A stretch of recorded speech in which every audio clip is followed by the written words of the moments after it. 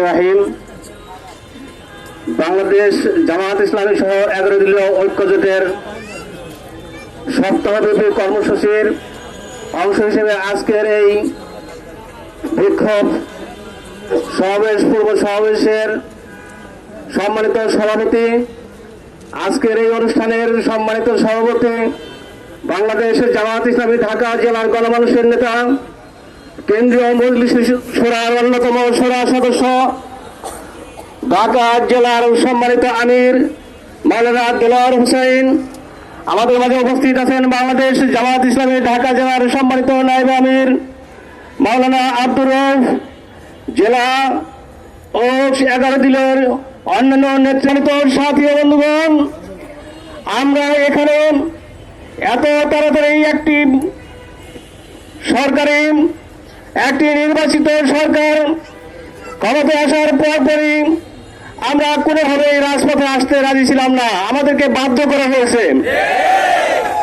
আমাদেরকে কিভাবে বাধ্য করা হয়েছে? এদেশের প্রধানমন্ত্রী নিজেই বলেছেন, গণভোটকে হ্যাঁ বলুন, জুলাই সনদ আমরা মেনে নিব।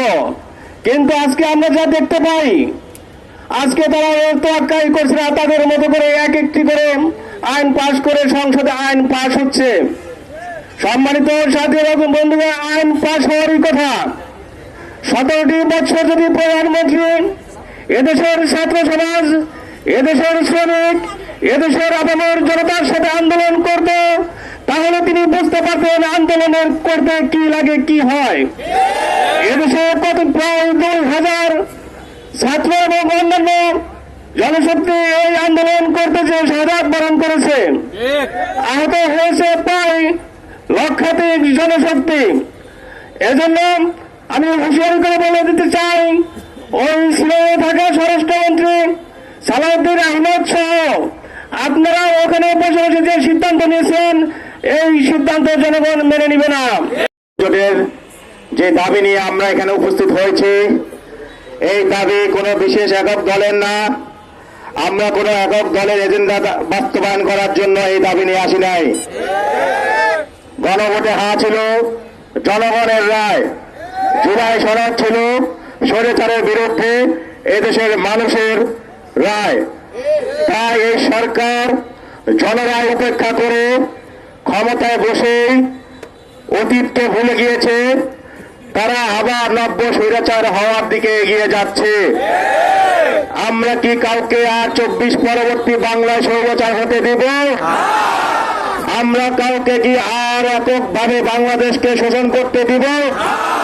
আমরা কি বাংলাদেশকে অন্য দেশের মাধ্যমে পরিচালিত হতে দিব? আমরা চাই বাংলাদেশপন্থী সরকারের মাধ্যমে পরিচালিত হবে। বাংলাদেশকে নিয়ে এই ছিনিমিনি খেলা আজকে থেকে শুরু হয় নাই। 71 পরবর্তী সময় থেকেই এই জাতিকে নিয়ে ছিনিমিনি খেলা শুরু হয়েছে। 71 পরবর্তী সময় থেকে এই জাতিকে ভুল বোঝানো হয়েছে। দাড়ি টুপি মানেই জঙ্গি, ইসলাম মানেই জঙ্গি, এই ভুল বোঝানো হয়েছে। চেতনা বিক্রি করে গত 14-17 বছর জাতির উপর যে নিষ্পেষণ করে চালানো হয়েছে, সেইগুলো বাঙালি জাতি ভুলে নাই। আমরা সাবধান করে বলতে চাই, জনগণের রায়ের দাবিতে আমরা মাঠে নেমেছি। অতএব এই দাবি আদায় করতে জনগণ আবার নতুন করে 5ই আগস্টের মতো ভূমিকা পালন করতে দেরি করবে না। সাবধান হয়ে যান, হুঁশিয়ার করে বলছি, সাবধান হয়ে যান। জনরায়ের বিরুদ্ধে গিয়ে কোন রায় বাস্তবায়ন করলে এই জাতি আর মেনে নিবে না। এই বলে আমি আমার বক্তব্য শেষ করি। ধন্যবাদ। আসসালামু আলাইকুম। প্রার্থী ছিলেন যাকে ইলেকশন ইঞ্জিনিয়ারিং এর মাধ্যমে হারানো হয়েছে, সেই জননেতা অধ্যক্ষ শাহিনুর ইসলাম। বক্তব্য রাখছেন অধ্যক্ষ শাহিনুর ইসলাম। আলহামদুলিল্লাহ রাব্বিল আলামিন, ওয়াসসালাতু ওয়াসসালামু আলা সাইয়্যিদিল মুরসালিন ওয়া আলা আলিহি ওয়া সাহবিহি আজমাইন।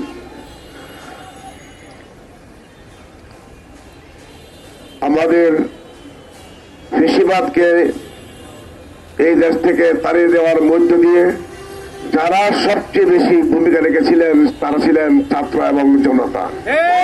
এই ছাত্র এবং জনতার রক্তের উপর দাঁড়িয়ে যারা আজকে ক্ষমতায়, তাদেরই বিরুদ্ধেই আজকে আমাদের এই প্রতিবাদী বিক্ষোভ মিছিল। এই প্রতিবাদী মিছিলের সম্মানিত সভাপতি, সঞ্চালক, 11 দলের নেতৃবৃন্দ, আমার সামনে উপস্থিত সংগ্রামী ভাইরা, আসসালামু আলাইকুম ওয়া রাহমাতুল্লাহি ওয়া বারাকাতুহু। আমাদের দুঃখ লাগে যাদের কারণে, যাদের উছিলায় সিন্ডি খাইল মোল্লা চিনল না, যাদের রক্তের উপর দাঁড়িয়ে আজকে তারা ক্ষমতার স্বাদ উপলব্ধি করছে, তাদেরকে আজকে উপেক্ষা করে তারা একের পর এক বিল উত্থাপন করার তারা সাহস পাচ্ছে।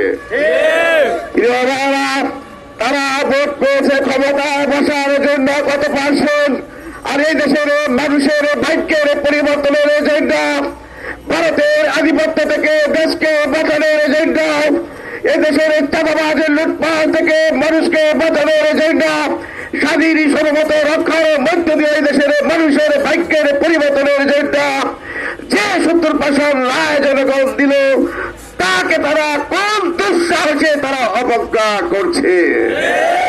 আবার আশ্চর্য মনে হয় এই দেশ যেন তাদের কাছে জনগণ বিক্রি করে দিয়েছে। জনগণ যদি সম্পদ বিক্রি করে দেয়, তারপরে সাহস পায় না ওই মালিকের বিরুদ্ধে কোন ধরনের বেইমানি করতে। অথচ তারা ক্ষমতার 2 দিনের স্বাদ গ্রহণ করে যে জাতি তাদেরকে ক্ষমতায় বসার সুযোগ করে দিলেন, তাদের সাথে বেইমানি করে বিশ্বাসঘাতকতা ইতিমধ্যেই শুরু করেছে। আমি স্পষ্ট বলে দিতে চাই, হাসিনা ভারতের আধিপত্যবাদে মেনে নিয়ে এই দেশকে ভারতের পরিণত করার জন্য যতটুকু এগিয়েছিলেন, বাকি কাজটা যেন বাস্তবায়নের জন্য বর্তমান সরকার শুরু করেছে। অতীতে আমরা জীবন দিয়েছি, রক্ত দিয়েছি এদেশের স্বাধীনতা সর্বত রক্ষার জন্য। প্রয়োজনে আমরা আবার মাঠে নামবো, রক্ত দিব, জীবন দিব। আপনাকে রাজি আছেন? আমরা ততক্ষণ পরিচালিত হব না, নিস্তব্ধ হব না, আমরা ঘরে ফিরে যাব না যতক্ষণ এই দেশের মানুষের ভাগ্যের পরিবর্তন হয়, আধিপত্যবাদ স্বৈরাচারের পতন ঘটানো হয়। বক্তব্য রাখছেন জনাব মাওলানা মোহাম্মদ আব্দুর রব।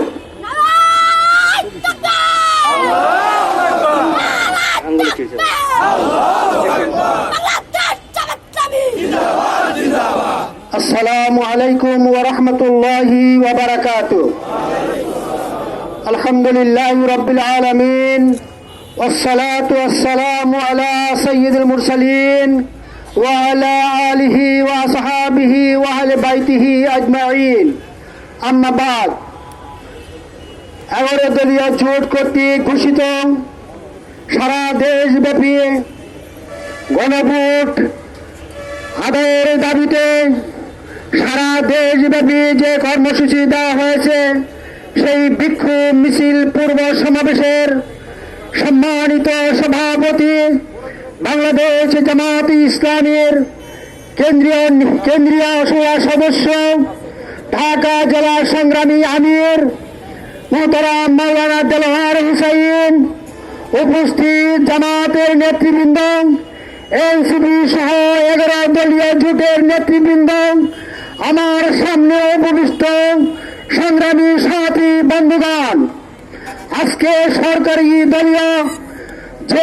দলের যে সচিব মহাসচিব বলেছে জুলাই আন্দোলনে আমাদের কোনো ভূমিকা ছিল না, যাদের নাকি জুলাই আন্দোলনের কোনো ভূমিকা ছিল না, তারা জুলাইয়ের মর্যাদা বুঝবে না। আজ তাই প্রমাণ হয়েছে, এখনো শহীদের মায়ের চোখের ঘাম, চোখের জল মুছে নাই।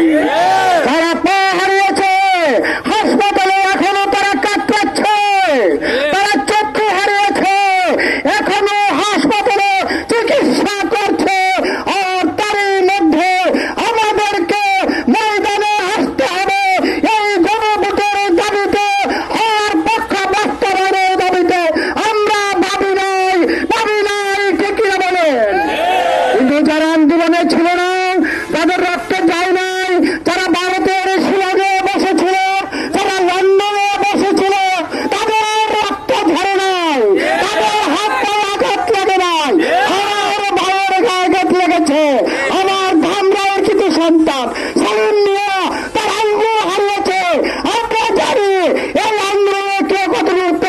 করেছে।